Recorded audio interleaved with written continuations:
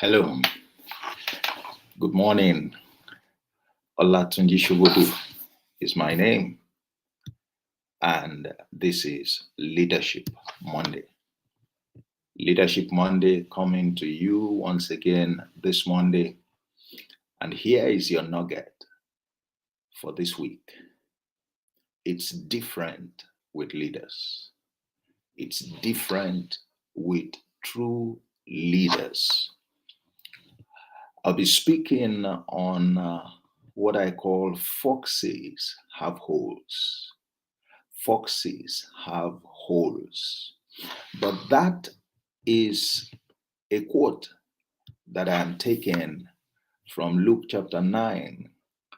And the story goes from 57 to 62. And I want to draw out an important message for you that will help you do leadership right this week and beyond. It says, foxes have holes, birds have nests, but the Son of Man has nowhere to lay his head. What was Jesus talking about there? He made that statement, but he made it in response to the expression that a senior person made. Somebody said to him, "Sir, I'm going to follow you everywhere." I think he was so, it was so, it was so impressed by what Jesus was doing that, he was so impressed by the following that he commanded. He was so impressed, all right, by, the environment that surrounded him. And he desired apparently, to operate like him. And so he says, "Sir, I'm going to follow you everywhere. I'm going to follow you everywhere." I mean, that should excite any leader. If you find people who say that, not necessarily committing, they said that, all right, that should be exciting for any leader. That should be exciting. After all, what leaders want are committed followers, are followers, all right? Bad leaders want followers. Good leaders want committed followers. Bad leaders want the numbers. Good leaders are not moved by numbers. They don't mind the few. Bad leaders struggle to keep so many people following them for their own benefit. Good leaders will challenge those who follow them to commit to them. That's why Jesus could say to some people who were uncomfortable with the truth that they can leave if they wanted. In fact, so much so, he told the 12 that he selected by himself, "If what I'm saying offends you, please feel free to leave." That's what good leaders, that's what true leaders do. They are not about the number of followers. They are about the quality of the followers' commitment. That's what you should mind at all times as a leader. That's what should attract you. That's what should excite you as a true leader. All right, so this guy was excited, as many people around you, many people that you're supervising will be excited at the authority that you command, the influence that you command. And if you were, well regarded within the organization, oh, it would be even more so. So they are attracted not to the substance of your leadership, not to the content of what leadership entails. They are attracted to the superficial. They are attracted to your authority. They are attracted to the office. They are not attracted really to the content of your leadership. What they don't see is the hard work that leadership entails. They don't see the hard work. All right. They don't know of those lonely moments. They don't appreciate the sacrifice that it entails. The reality of your sacrifice is not obvious often to your followers. All right. So it's about the superficial, and that's the basis of attraction. That's why they would say, I'm going to follow you everywhere. All right. It didn't mean I'm going to be committed to you. It didn't mean that I'm going to be committed to you. And that's why Jesus was quick to say to them that foxes have holes and birds have nests. What he was saying, he said, but the Son of Man, the leader, has nowhere to lay his head. All right. Foxes have holes means that, from time to time, even foxes will retreat to go and rest. From time to time, foxes, they have a predetermined, routine that they follow. All right. That allows them some comfort. Foxes have holes means that, it is predictable where they will fall back to. All right. They have a place that they can run to. All right. For security, for comfort. When the weather turns rough, they have where they can go predictably. But for leaders, it's a different thing. For leaders, it's a different ballgame. And so he was quick to make that clarification to that guy because he believed that it was important.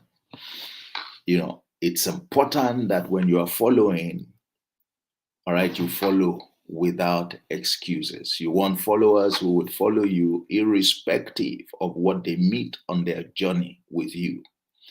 And it's in your interest that you let them know the nature of the journey. All right, except of course, if you are playing games as a leader, because the journey is predictable for you. If there are no tough moments on your part in your day, all right, in your week, then you need to look inwards whether or not you're offering true leadership.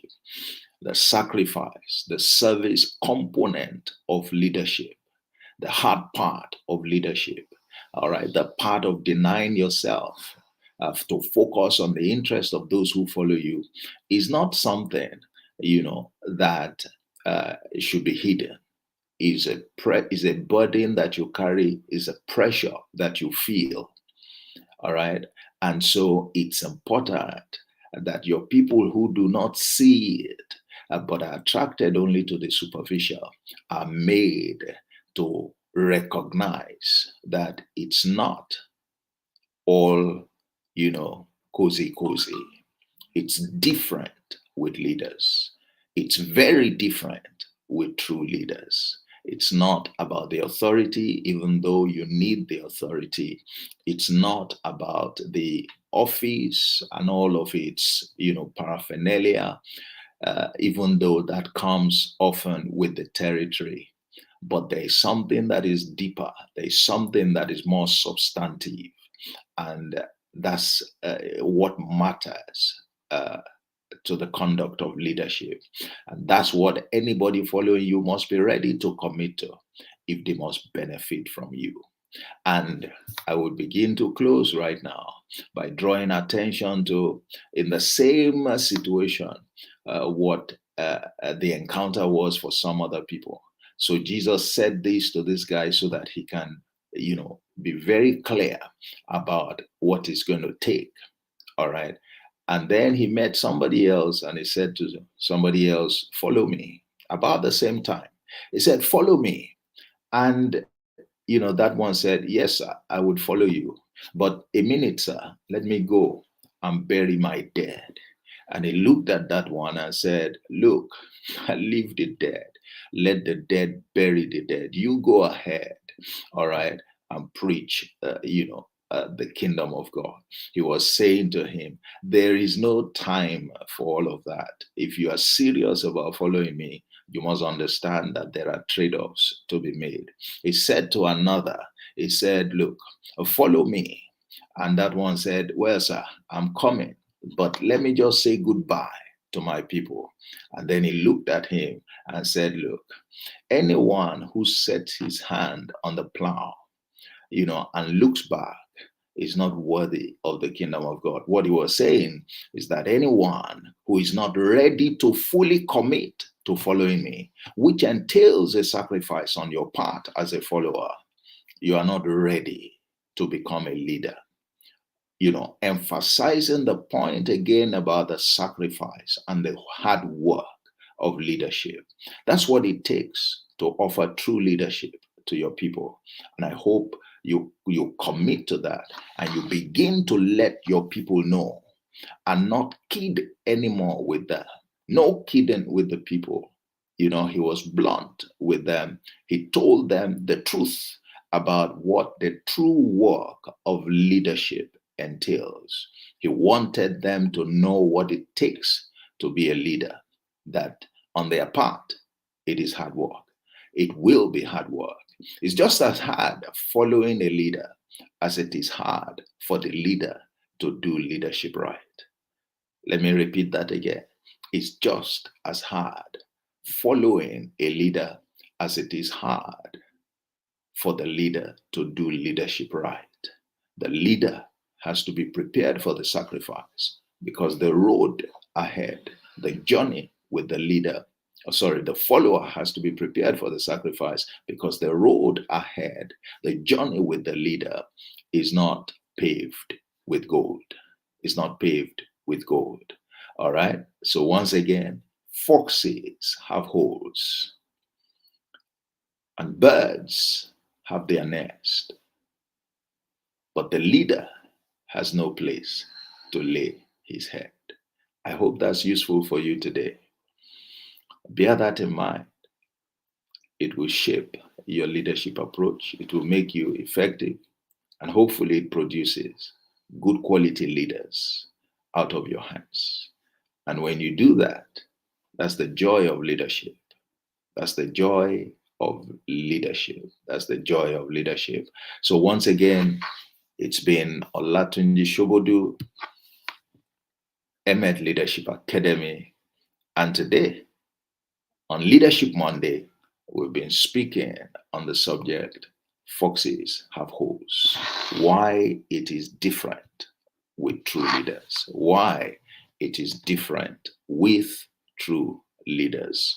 Join me on Thursday. On Thursday, we'll be talking about something else. It's leadership in 30 minutes on Thursday. Leadership in 30 minutes on Thursday. And check out, my channel.